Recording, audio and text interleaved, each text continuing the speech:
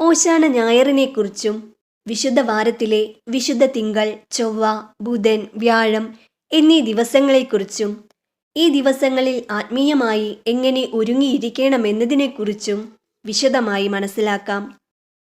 യേശുക്രിസ്തു തൻ്റെ പീഡാനുഭവങ്ങൾക്കും മരണത്തിനു മുൻപായി ഒരു രാജാവിനെപ്പോലെ ജെറുസലേമിലേക്ക് പ്രവേശിച്ചതിൻ്റെ ഓർമ്മ പുതുക്കുന്ന ദിവസമാണ് ഓശാന ഞായർ. 4 സുവിശേഷങ്ങളിലും, അതായത് മത്തായി, മർക്കോസ്, ലൂക്കോസ്, യോഹന്നാൻ എന്നീ സുവിശേഷങ്ങളിൽ ഇതിനെക്കുറിച്ച് പ്രതിപാദിക്കുന്നുണ്ട്. യേശു ഒരു കഴുതക്കുട്ടിയുടെ പുറത്ത് കയറിയാണ് ജെറുസലേമിലേക്ക് വന്നത്.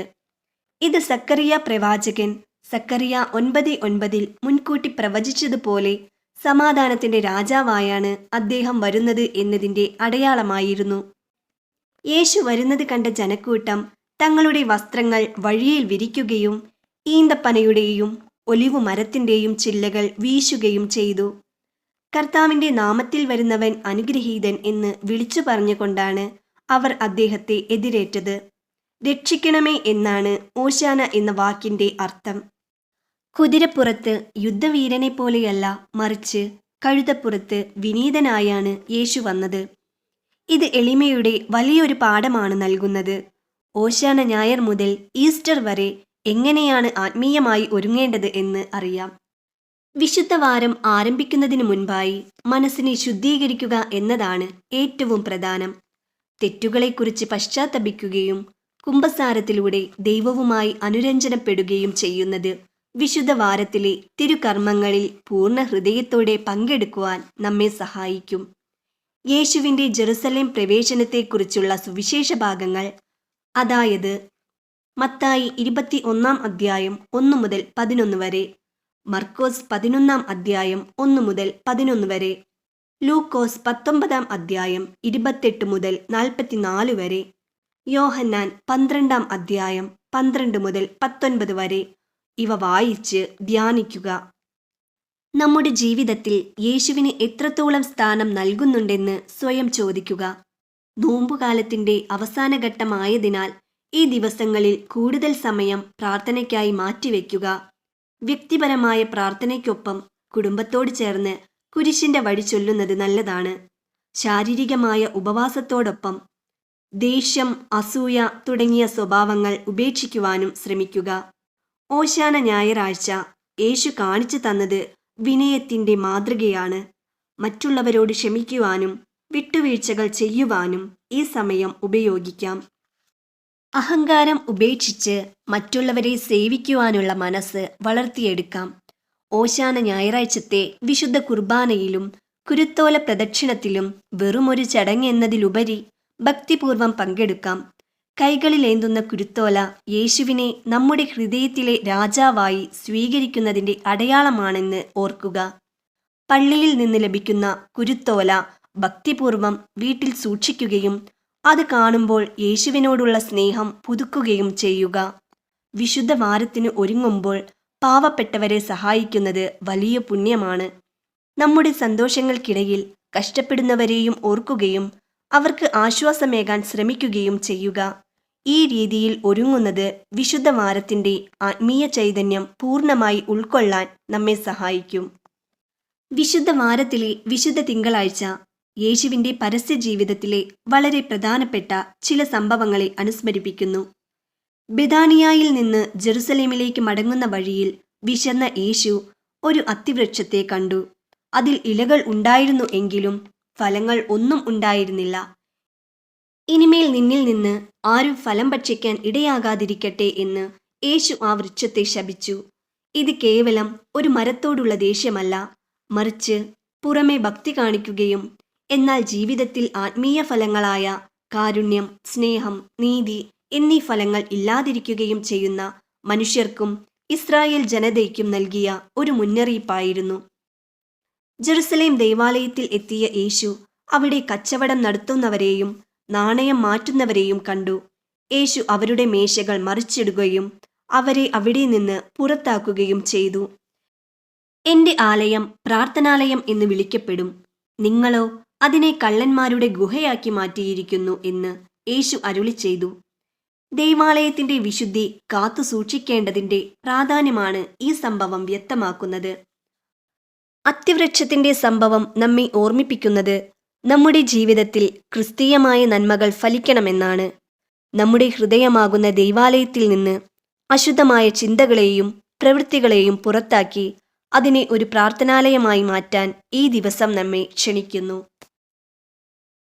യേശുക്രിസ്തു തന്റെ പീഡാനുഭവങ്ങളിലേക്കും മരണത്തിലേക്കും അടുക്കുന്ന വേളയിൽ നടത്തിയ പ്രധാന പ്രബോധനങ്ങളും വെല്ലുവിളികളും നിറഞ്ഞ ദിവസമാണ് വിശുദ്ധ ചൊവ്വാഴ്ച. ജെറുസലേം ദേവാലയത്തിൽ എത്തിയ യേശുവിനോട് ശാസ്ത്രിമാരും പരീശന്മാരും നീ എന്ത് അധികാരം കൊണ്ടാണ് ഇതൊക്കെ ചെയ്യുന്നത് എന്ന് ചോദിച്ചു.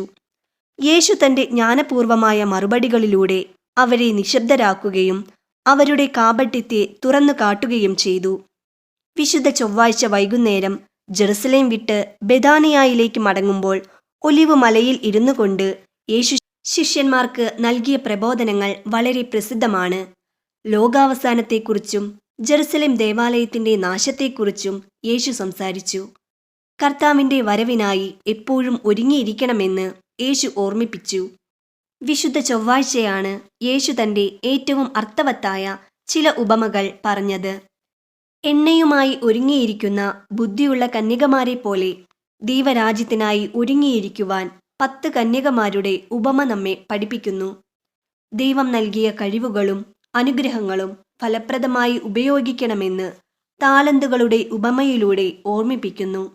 അന്ത്യവിധിയെക്കുറിച്ചും കരുണയുള്ളവർക്ക് ലഭിക്കുന്ന പ്രതിഫലത്തെക്കുറിച്ചും ആടുകളെയും കോലാടുകളെയും വേർതിരിക്കുന്ന ഉപമയിലൂടെ വ്യക്തമാക്കുന്നു. തന്റെ ശിഷ്യന്മാരിൽ ഒരാൾ തന്നെ ഒറ്റിക്കൊടുക്കുമെന്നും തന്റെ മരണം അടുത്തിരിക്കുന്നുവെന്നും യേശു ഈ ദിവസം വ്യക്തമായി സൂചിപ്പിച്ചു. യൂദാസ് ഈ സമയത്താണ് യേശുവിനെ ശത്രുക്കൾക്ക് ഏൽപ്പിച്ചു കൊടുക്കുവാൻ അവസരം തേടുന്നത്. ഉപമയിലെ ബുദ്ധിയുള്ള കന്യകമാരെ പോലെ എപ്പോഴും ദൈവഹിതത്തിനായി ഒരുങ്ങിയിരിക്കുവാൻ ഈ ദിവസം നമ്മെ ഓർമ്മിപ്പിക്കുന്നു. നമുക്ക് ലഭിച്ച ജീവിതത്തെയും താലന്തുകളെയും ദൈവനാമ മഹത്വത്തിനായി ഉപയോഗിക്കുവാൻ നാം കടപ്പെട്ടവരാണ്. വിശുദ്ധ വാരത്തിലെ ഏറ്റവും ഗൗരവമേറിയ ദിനങ്ങളിൽ ഒന്നാണ് വിശുദ്ധ ബുധനാഴ്ച. ക്രൈസ്തവ പാരമ്പര്യത്തിൽ ഈ ദിവസം ദ്രോഹ ബുധനാഴ്ച എന്നും അറിയപ്പെടുന്നു.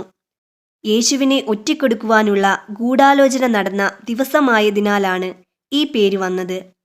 യേശുവിനെ എങ്ങനെ പിടികൂടാം എന്ന് പുരോഹിതന്മാരും നിയമജ്ഞരും ആലോചിച്ചിരിക്കുന്ന സമയത്താണ് 12 ശിഷ്യന്മാരിൽ ഒരാളായ യൂദാസ് കറിയോത്ത അവരുടെ അടുക്കൽ ചെല്ലുന്നത്. 30 വെള്ളിക്കാശിന് പകരമായി യേശുവിനെ അവർക്ക് ഏൽപ്പിച്ചു കൊടുക്കാമെന്ന് അവൻ സമ്മതിച്ചു. അതുകൊണ്ടാണ് ഈ ദിവസത്തെ സ്പൈ വെനസ്ഡേ എന്ന് വിളിക്കുന്നത്. ചില പാരമ്പര്യങ്ങൾ അനുസരിച്ച് യേശു ബെഥാനിയായിലെ ശീമോന്റെ വീട്ടിൽ ഇരിക്കുമ്പോൾ ഒരു സ്ത്രീ വിലയേറിയ തൈലം കൊണ്ടുവന്ന് അവന്റെ തലയിൽ ഒഴിച്ചു. ഇത് യേശുവിന്റെ വരാനിരിക്കുന്ന സംസ്കാരത്തിനുള്ള ഒരുക്കമായിട്ടാണെന്ന് യേശു വിശേഷിപ്പിച്ചു. എന്നാൽ യൂദാസ് ഇതിനെ എതിർക്കുകയും പണം പാഴാക്കുന്നു എന്ന് കുറ്റപ്പെടുത്തുകയും ചെയ്തു. ഇത് യൂദാസിന്റെ ഉള്ളിലെ ലോഭത്തെയും വഞ്ചനയെയും വെളിപ്പെടുത്തി. വിശുദ്ധ ബുധനാഴ്ച സാധാരണയായി യേശു അധികം പ്രസംഗങ്ങളൊന്നും നടത്താതെ പ്രാർത്ഥനയിലും ഒരുക്കത്തിലുമായിരുന്നു എന്നാണ് വിശ്വസിക്കപ്പെടുന്നത്. തന്റെ പീഡാനുഭവങ്ങളിലേക്കുള്ള അവസാന നിമിഷങ്ങൾ അദ്ദേഹം ആത്മീയമായി നേരിടാൻ തയ്യാറെടുക്കുകയായിരുന്നു. യൂദാസിന്റെ വഞ്ചന നമ്മെ ഓർമ്മിപ്പിക്കുന്നത് നമ്മുടെ വിശ്വാസത്തിലും സ്നേഹത്തിലും നാം എത്രത്തോളം വിശ്വസ്തരാണെന്ന് സ്വയം പരിശോധിക്കണമെന്നാണ്. 30 വെള്ളിക്കാശിന് വേണ്ടി തന്റെ ഗുരുവിനെ വിറ്റ യൂദാസിന്റെ നടപടി ലോക പ്രലോഭനങ്ങളിൽ വീണു പോകാതിരിക്കുവാൻ നമുക്ക് മുന്നറിയിപ്പ് നൽകുന്നു. പല സഭകളിലും ഈ ദിവസം വൈകുന്നേരം പ്രത്യേക പ്രാർത്ഥനകളും പീഡാനുഭവ വായനകളും നടക്കാറുണ്ട്. വിശുദ്ധ വാരത്തിലെ ഏറ്റവും സുപ്രധാനമായ ദിനങ്ങളിൽ ഒന്നാണ് പെസഹ വ്യാഴം. യേശുക്രിസ്തു തന്റെ ശിഷ്യന്മാരോടൊപ്പം അവസാനമായി ഭക്ഷിച്ച അത്താഴത്തെയും വിശുദ്ധ കുർബാനയുടെ സ്ഥാപനത്തെയും ഈ ദിവസം അനുസ്മരിക്കുന്നു. പെസഹ വ്യാഴത്തിലെ പ്രധാന സംഭവങ്ങളും അവയുടെ ആത്മീയ അർത്ഥങ്ങളും അറിയാം. യേശു തന്റെ 12 ശിഷ്യന്മാരോടൊപ്പം അവസാനത്തെ പെസഹ അത്താഴ സമയത്ത് അപ്പമെടുത്ത് വാഴ്ത്തി മുറിച്ച് ഇത് നിങ്ങൾക്ക് വേണ്ടി നൽകപ്പെടുന്ന എൻ്റെ ശരീരമാകുന്നു എന്നും വീഞ്ഞെടുത്തുകൊണ്ട് ഇത് പാപമോചനത്തിനായി ചിന്തപ്പെടാനിരിക്കുന്ന എൻ്റെ രക്തമാകുന്നു എന്നും അരുളിച്ചെയ്തു. ഇതിലൂടെ യേശു വിശുദ്ധ കുർബാന എന്ന വലിയ രഹസ്യം ലോകത്തിന് നൽകി. അത്താഴത്തിനിടയിൽ യേശു എഴുന്നേറ്റ് തൻ്റെ ശിഷ്യന്മാരുടെ പാദങ്ങൾ കഴുകി. ഒരു ഗുരു തൻ്റെ ശിഷ്യന്മാരുടെ പാദങ്ങൾ കഴുകുന്നത് അക്കാലത്ത് ചിന്തിക്കാൻ പോലും കഴിയാത്ത കാര്യമായിരുന്നു. ഞാൻ നിങ്ങളെ സ്നേഹിച്ചതുപോലെ നിങ്ങളും പരസ്പരം സ്നേഹിക്കുവിൻ എന്ന വലിയ കൽപ്പന യേശു നൽകി. ഇതിൻ്റെ ഓർമ്മയ്ക്കായി പള്ളികളിൽ മുഖ്യ കാർമ്മികൻ 12 പേരുടെ പാദങ്ങൾ കഴുകുന്ന ശുശ്രൂഷ നടക്കാറുണ്ട്. വിശുദ്ധ കുർബാന അർപ്പിക്കുവാനുള്ള അധികാരം തൻ്റെ ശിഷ്യന്മാർക്ക് നൽകിയതിലൂടെ കത്തോലിക്ക സഭ ഈ ദിവസത്തെ പുരോഹിതത്വത്തിൻ്റെ സ്ഥാപന ദിനമായും കാണുന്നു. അത്താഴത്തിന് ശേഷം യേശു തൻ്റെ ശിഷ്യന്മാരോടൊപ്പം ഗെത്സമനി തോട്ടത്തിലേക്ക് പോയി. അവിടെ വച്ച് അദ്ദേഹം രക്തം വിയർക്കുന്നത് പോലെ അതിവേദനയോടെ പിതാവായ ദൈവത്തോട് പ്രാർത്ഥിച്ചു. തുടർന്ന് യൂദാസിൻ്റെ ചുംബനത്തിലൂടെ യേശു ശത്രുക്കൾക്ക് പിടിക്കപ്പെട്ടു. പരസ്പരം സ്നേഹിക്കുവാനും സേവിക്കുവാനുമുള്ള യേശുവിൻ്റെ ആഹ്വാനം ജീവിതത്തിൽ പകർത്താൻ ഈ ദിവസം നമ്മെ ഓർമ്മിപ്പിക്കുന്നു. യേശു സ്വയം ബലിയായി നൽകിയതിൻ്റെ ഓർമ്മ പുതുക്കി നമുക്കും മറ്റുള്ളവർക്കായി നന്മകൾ ചെയ്യാൻ ഈ ദിവസം പ്രചോദനം നൽകുന്നു.